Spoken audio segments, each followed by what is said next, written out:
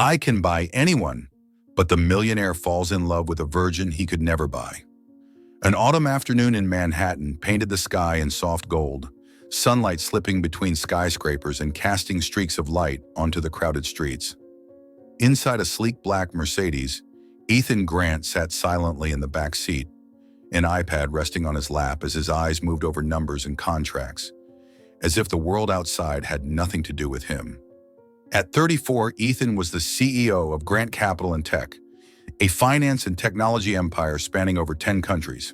He lived in a lavish penthouse overlooking Central Park, dressed in a perfectly tailored suit, and wore a limited edition Swiss watch. People called him the man who could buy anything, and Ethan had never denied it. To him, everything had a price. People, relationships, opportunities, all negotiable. The women who passed through his life were beautiful and captivating, but none stayed long, and none ever truly reached his heart. That afternoon's meeting had just ended, and Midtown traffic was its usual maze of gridlock. His driver glanced back. "Sir, this stretch is packed. I can take a detour through Brooklyn to get us there faster." Ethan gave a slight nod, eyes still fixed on the screen. The car rolled through narrower streets lined with weathered red brick buildings.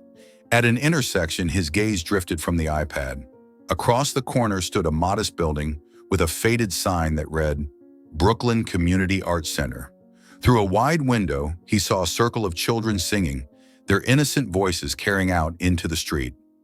At the center sat a young woman, brown hair tied neatly back, a bright face, and a gentle smile. Her fingers danced across the piano keys as she sang along with the kids. She leaned down, calling each by name, smiling when they missed a note, sometimes whispering something that made them both laugh. Ethan realized he was staring, not because she was beautiful, though she was, but because of the warmth and sincerity radiating from her. That kind of energy was foreign to his world, where everything was calculated. "Shall we keep going, sir?" The driver's voice broke his thoughts. "Wait a moment." His eyes stayed fixed on the scene through the glass.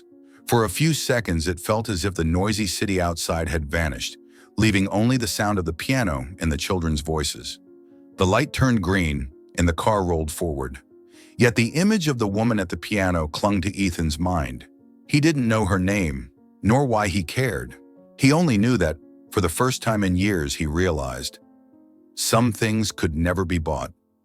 The next morning, Ethan woke to a schedule as packed as always, but instead of focusing on the financial report in front of him, his mind kept drifting back to the image of the woman at the piano. A thought crossed his mind. I could find out more about that center. By noon, he called his personal assistant. "Anna, get me information on the Brooklyn Community Arts Center. Who runs it, what programs they offer, and specifically, who's in charge of the children's music class." Anna raised an eyebrow but took notes. In her 5 years working for Ethan, she had never seen him take an interest in a community center. That afternoon, Ethan dressed in a lighter gray suit than usual and took the sedan instead of a sports car, heading toward Brooklyn. Outside the center, the old red brick building looked even smaller, surrounded by new constructions. He pushed the door open, greeted by the scent of aged wood and the faint sound of music from a room at the end of the hallway. An older woman at the reception desk looked up. "Hello, can I help you? I'm Ethan Grant. I'd like to learn about the arts programs here. Could I speak to the person who teaches music to the kids?" The woman smiled and called out, "Sophie, someone's here to see you." The piano stopped. The young woman from yesterday appeared in the doorway. Same neatly tied brown hair, same soft smile, but now her eyes carried a hint of curiosity. "How can I help you?" Her voice warm yet cautious. Ethan extended his hand. "I'm Ethan. I happened to pass by yesterday and heard the kids singing. I was impressed. Thank you. We were just rehearsing for our end-of-month performance.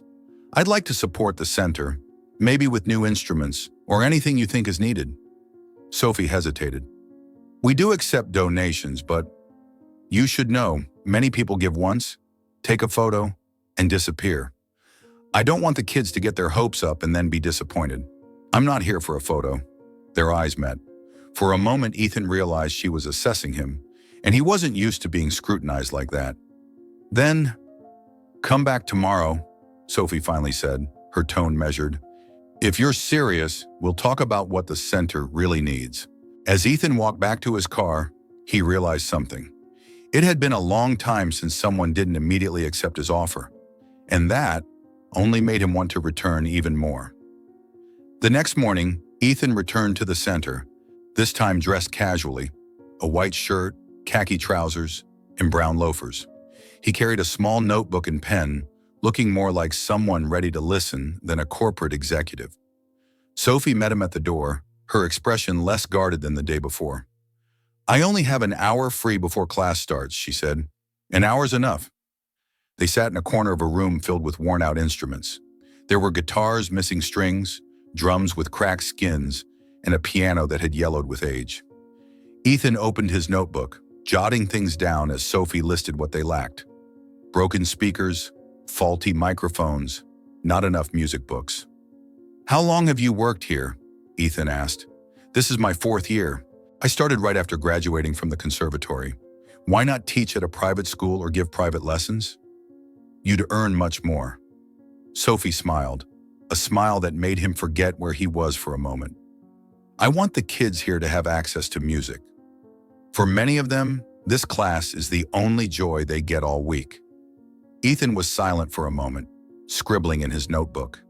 It was the first time he'd met someone who talked about their work without mentioning personal gain. This weekend, I'd like to take you to choose new instruments for the center. I'll cover everything. Ethan, I don't want this to turn into a transaction. Then think of it as a collaboration, not a transaction. You choose. I just pay. Sophie studied him for a long moment before nodding. All right, but I'll choose what's necessary, not what's expensive. Deal. As he left the center, Ethan felt as though he'd just signed an important contract. But this time, his partner wasn't a corporation or an investor. It was a young woman with a sincere smile and unwavering eyes. Late Friday afternoon, golden light poured into the 50th floor office, reflecting off the glass walls and stretching long shadows across the desk. Ethan leaned back in his chair, espresso in one hand, flipping through contracts with the other. He was trying to focus when his phone rang. The name on the screen was familiar. Lucas. I hear you're heading to Brooklyn this weekend? Lucas's voice carried equal parts curiosity and teasing. Yeah, I've got something to take care of. That something wouldn't happen to involve a community arts center and a music teacher, would it? Ethan's brow furrowed slightly. Lucas, don't start. I'm not joking. You've never cared about anyone outside our circle. The words hit a tender spot. Ethan stayed silent as Lucas went on. I'm just reminding you, sometimes people like that, all they need is a ticket into your world. And once they're in, they never leave empty-handed. Ethan ended the call before his irritation could spill over, but the words kept echoing in his mind, blending with the tick of the clock in the vast office. Across the city, Sophie was packing up lesson plans when Clara, her colleague at the center, stepped in with a mischievous smile. I saw your mystery man here yesterday, just a potential donor. What kind of donor shows up twice in 2 days? Clara folded her arms, suspicion mixed with a hint of excitement. Sophie gave a strange smile, but inside conflicting thoughts stirred. Ethan was wealthy, polished, and unlike anyone she'd met. But that very difference made her wary. She didn't want to become a pity project someone could casually mention at a glamorous dinner party. When Clara left, Sophie lingered at the window, looking down at the narrow Brooklyn street. She wondered if, should Ethan truly be genuine, the gap between their worlds could ever close. Saturday morning was crisp and cool. Ethan arrived in a black sedan, wearing dark jeans and a gray crewneck sweater. No expensive watch, no brand-name coat, almost as if he had made an effort to look ordinary. Sophie was already waiting outside the center, holding a worn canvas tote stuffed with sheet music and notebooks. When she saw him step out of the car, she gave a small nod. I'm only here to choose what's necessary. Her voice was clear, as if drawing a line. I know, and that's all I'm hoping for. Ethan replied with a faint smile. On the way to the music store, conversation started loosely. Sophie asked a few polite questions. Ethan gave short answers. Morning light streamed through the car windows, sketching soft lines across her face. Lines Ethan deliberately tried not to look at for too long. Then Sophie began talking about a boy in her class, once too shy to sing in front of others, but after months of encouragement, had performed a solo before the group. Her voice grew animated. Her eyes lit up as she described the moment he bowed to the audience. Ethan realized he was listening not just with his ears, but with the rare focus he usually reserved for high-stakes deals. Only this time, there was no profit or contract, only the story of someone who truly believed in what she did. When the car stopped in front of the store, Ethan stepped out and opened the door for Sophie. "Today you make the decisions. I'm just here to follow and take notes. Then you'll have to be patient." Sophie gave a faint smile, stepping into a world of piano keys, guitar strings, and drum beats, a world she belonged to. Ethan followed behind, thinking that maybe Lucas was right. This was an entirely different world. But it was exactly because of that difference that he wanted to know more. On Tuesday morning, Ethan decided to go to the community center right at school dismissal time. Sophie was standing at the gate seeing her students off when she noticed a black car pulling up across the street. "Miss, the rich guy is here. Look, he's waving," Pedrinho shouted excitedly. Sophie blushed. "Go home to your parents now, quickly." As the children dispersed, she crossed the street, her tone guarded. "What are you doing here?" "Wanted to see you," he answered directly. "We've talked about this. We're just friends. Friends can have coffee together." Sophie was about to refuse, but when she saw the patient look in his eyes, she sighed. "All right, but just one cup." They stopped by the pharmacy so she could buy medicine for her mother, then went into a small cafe. Sophie ordered black coffee. Ethan ordered an espresso and some pastries. "Aren't you eating?" he asked. "Not hungry," she lied. Truthfully, she didn't want him to spend money on her.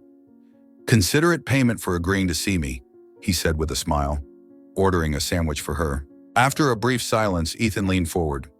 "Why didn't you let me pick you up on Saturday?" "Because my home is very simple. You wouldn't feel comfortable. You think I care. You should care. We belong to two different worlds, Ethan. You drive a car worth 10 years of my mother's salary. I live in a modest apartment. This doesn't make sense." "Why not? It's just two people wanting to get to know each other. Because people like you quickly get bored of people like me." Her words made Ethan fall silent. No one had ever seen through him like that before. "And if you're wrong," he asked quietly, "then it's even worse because I might fall in love with you. And someone like me never gets a happy ending with someone like you." The word love hung in the air between them. Sophie quickly stood up. "Thanks for the coffee. I have to go." Ethan stayed seated, watching her walk out of the cafe, feeling for the first time a real fear that he might lose someone before they had even begun. 3 days later, Sophie still couldn't stop thinking about Ethan's question. "And if you're wrong?" She tried to focus on her work, but the silence between them made her restless. That Friday, when she came home, her mother handed her a thick envelope made of fine paper, her name written in elegant handwriting. Inside was a simple card. "Sophie, you said that someone like me would soon grow bored of someone like you. I want a chance to prove you wrong. If you change your mind, meet me at Brooklyn Park Sunday 3 p.m. If you don't come, I will respect your decision." To me. "Who's Ethan?" Mrs. Rosa asked when she saw the look on her daughter's face. Sophie sighed and told her everything, from their first meeting, to the day at the bookstore, to the cafe. Her mother listened quietly, then asked, "And how do you feel about him?" I'm afraid." "Afraid of what?" "Afraid of hoping, afraid of thinking this could work, when I know it can't." Mrs. Rosa took her daughter's hand. "My dear, simplicity is not a flaw, and wealth is not a sin. What matters is whether he treats you well." "He's better than I thought."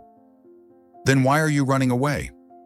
"Because if I fall in love and he leaves, it will hurt too much." "Listen, Sophie, you've spent your whole life taking care of me, studying, working. You've never really lived for yourself. When will you give yourself that chance? If it's a mistake, then at least you'll know you dared.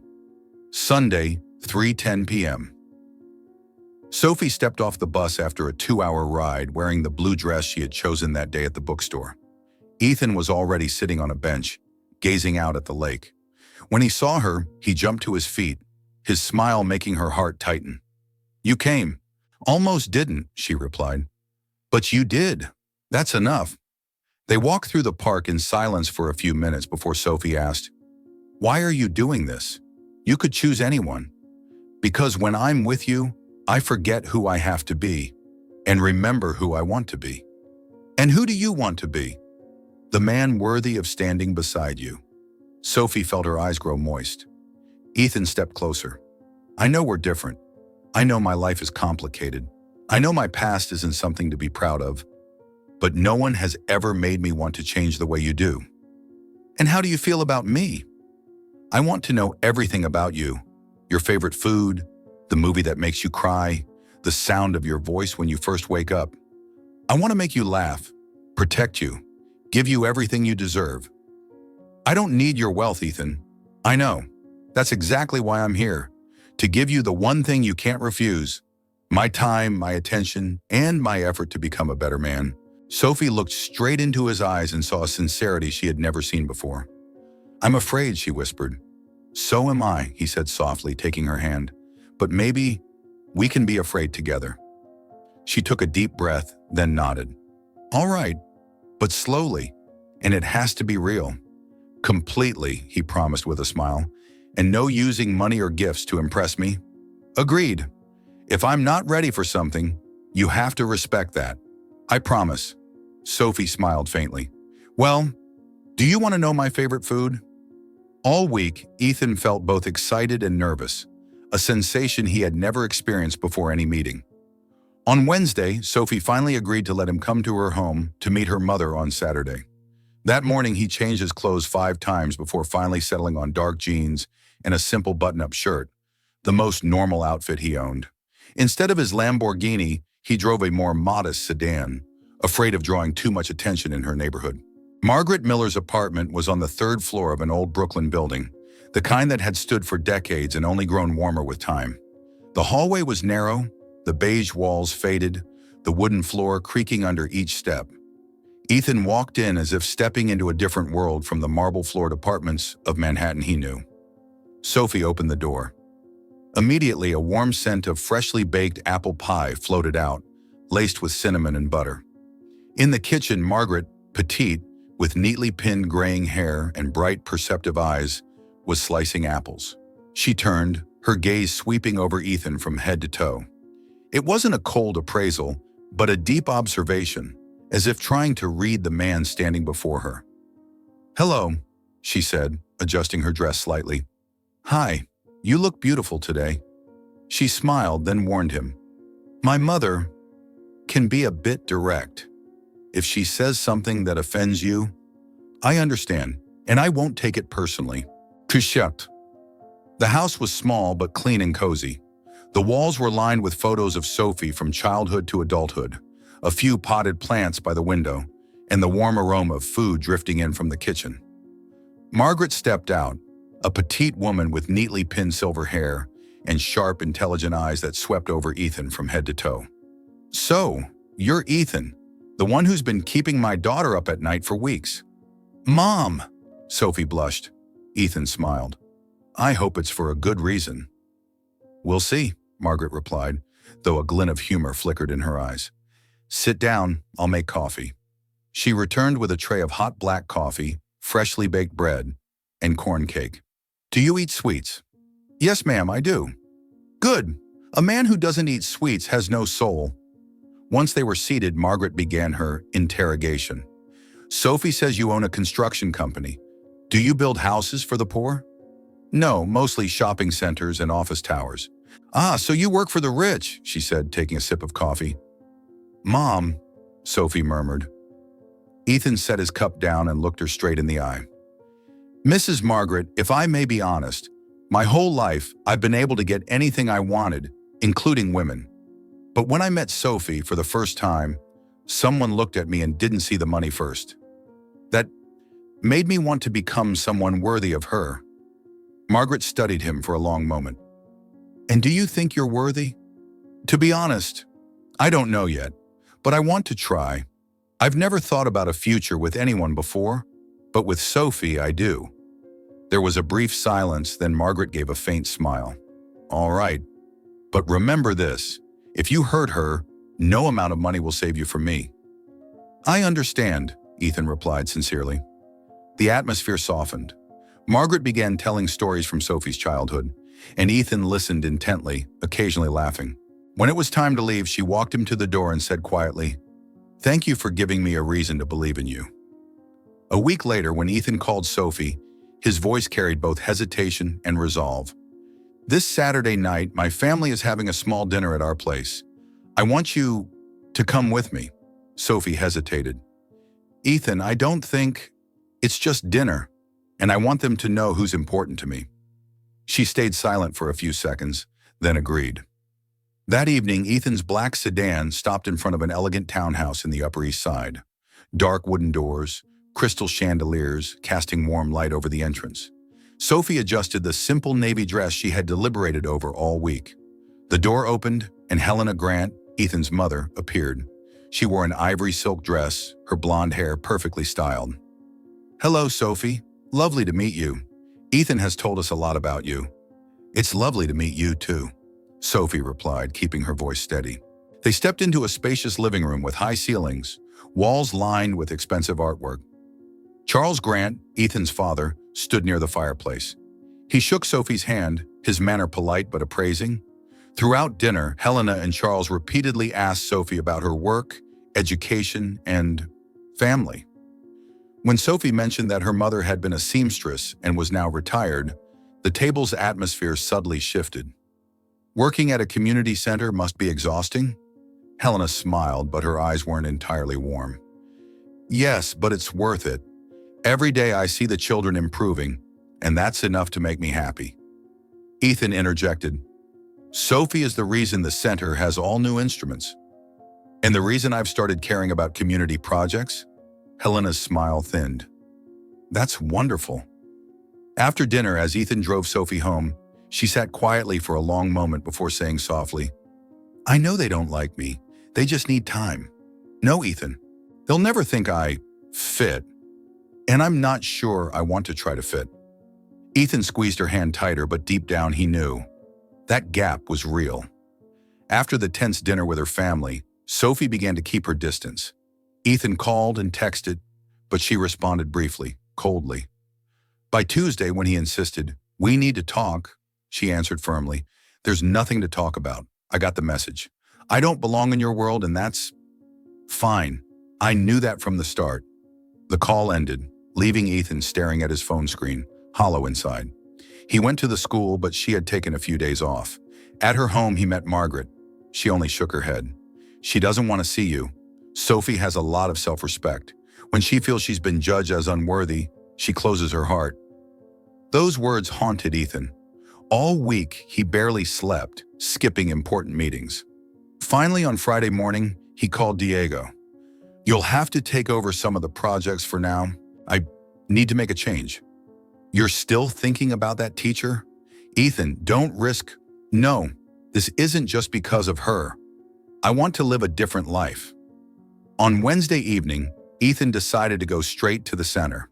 He stood outside the music room looking through the fog glass. Sophie was at the piano, guiding a little girl through each line of a song.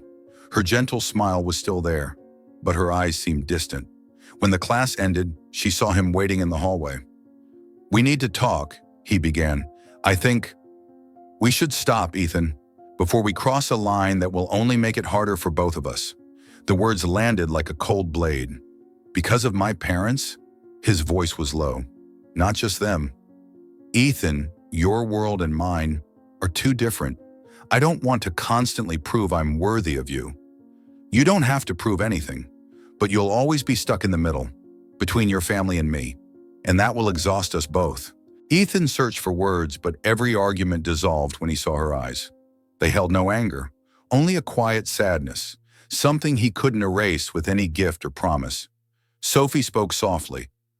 "I know you're good, but I need to protect myself, and sometimes love isn't the bridge strong enough to hold the weight of two worlds so far apart."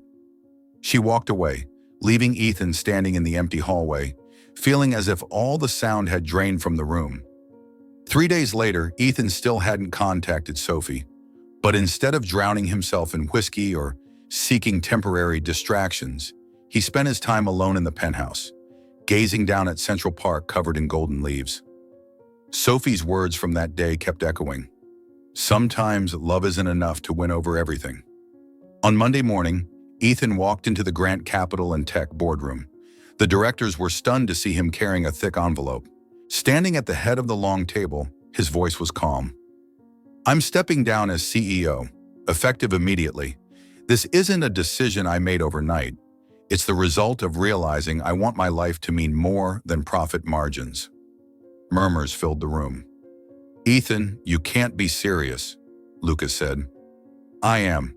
I'll be taking the role of director of the company's charitable foundation. I want all of Grant Capital's social resources to focus on education and community arts." A few weeks later, Sophie received an unexpected call from Clara. "You need to come to the center, now." When Sophie walked in, she froze. The old music room had transformed into a bright space. Freshly painted walls, warm golden lighting, neatly arranged chairs, and in the center a brand new piano.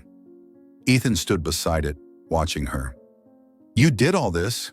Sophie asked, her voice trembling. "Not just for you, for the kids, and because I want part of my life to belong here." He stepped closer, pulling a velvet box from his jacket pocket. "Sophie, I can't change my past or where I come from, but I can change how I live from today.